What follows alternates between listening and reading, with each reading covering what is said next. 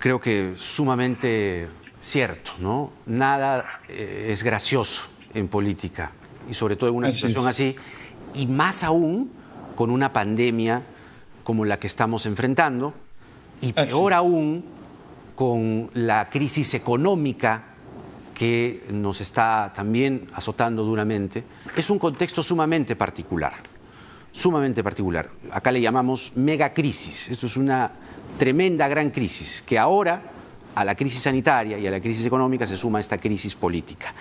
Partiendo de esa premisa, de lo delicado y especial que es este contexto que todos vivimos, a acelerar una vacancia con un calendario electoral en marcha, con elecciones ya convocadas, una desestabilización de este tipo, ¿cree usted que es conveniente en este momento y a estas alturas, como responsabilidad política? Ojo, usted ha dicho que ha hecho muy bien en separar la responsabilidad penal, fiscal y la responsabilidad política. En la responsabilidad política hay subjetividades y hay miradas de distinto filtro, muy distintos a los de los magistrados y los fiscales. Repito, en estos momentos, ¿es conveniente para el país una vacancia? Es indispensable, Jaime. Y te lo voy a dar la razón. La razón es una razón de principio. La pandemia y la crisis económica no son eximentes de responsabilidad de este gobierno, son agravantes de su responsabilidad. Hay 30.000 muertos, no solamente por la enfermedad, sino además por la negligencia y la incapacidad de este gobierno.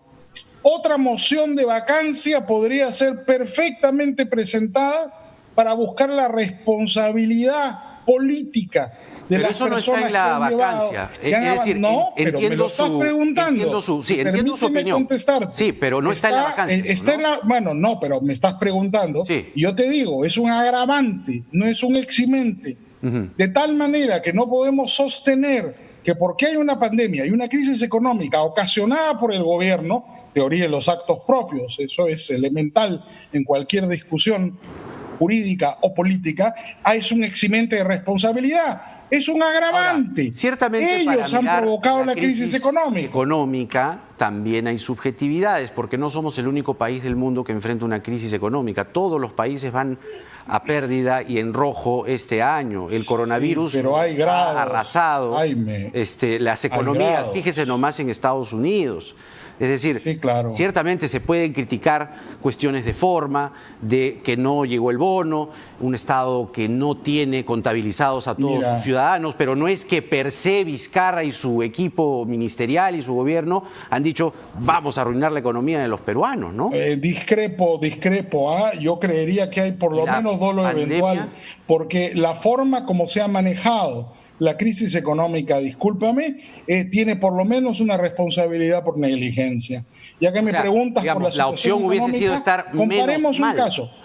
No, la opción hubiera sido hacer las cosas correctas. Y te voy a poner un ejemplo, Jaime. No lejano, aquí nomás, Uruguay. Uruguay es un país chiquito, me vas a decir, es distinto a Perú, sin duda. 3 millones y medio de habitantes. Uruguay tiene un presidente joven, sí, claro, es como San Juan de Lurigancho. Claro. Sí, pero manejado bien. Sin duda. Tiene un presidente muy joven, de tu generación, ojalá que tu generación llegara también a la presidencia en el Perú, ¿no es cierto?, que se apellida Lacalle, que pertenece a una antigua dinastía de presidentes. Abuelo presidente, padre presidente, el presidente. El Partido Blanco, no el Partido Colorado, ¿no? El partido de izquierda, supuestamente. Bueno, Lacalle, ¿qué ha hecho frente a la crisis? Ha manejado las cosas admirablemente. En lugar de subir los impuestos, los ha bajado, reactivando por la oferta. ¿No es cierto? En lugar de regular más, ha regulado menos. En lugar de desconfiar del ciudadano, ha confiado en el ciudadano. Es decir, ha gobernado... Ahora, ojo, la evasión tributaria, ¿eh? Sí, pero la evasión tributaria es consecuencia del alto costo de la legalidad. Creo que la comparación son dos planetas distintos. No son no dos hay ese planetas nivel de distintos, informalidad. es el mismo planeta. Pero por me eso refiero precisamente, Jaime, a las poblaciones. pero es Jaime, distinto, es distinto. No, todo es distinto, por supuesto, y también es distinto Piura de Puno.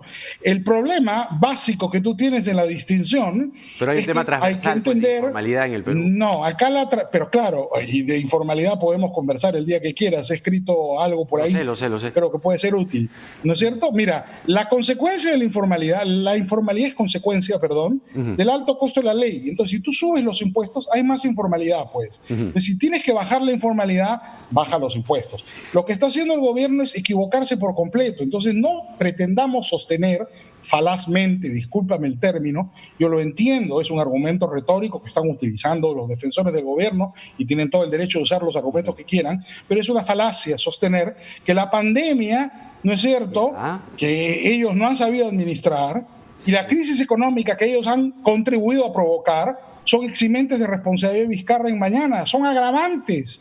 Entonces deben ser tomados como agravantes en el debate parlamentario. De acuerdo, doctor Gersi, le agradezco mucho por este intercambio.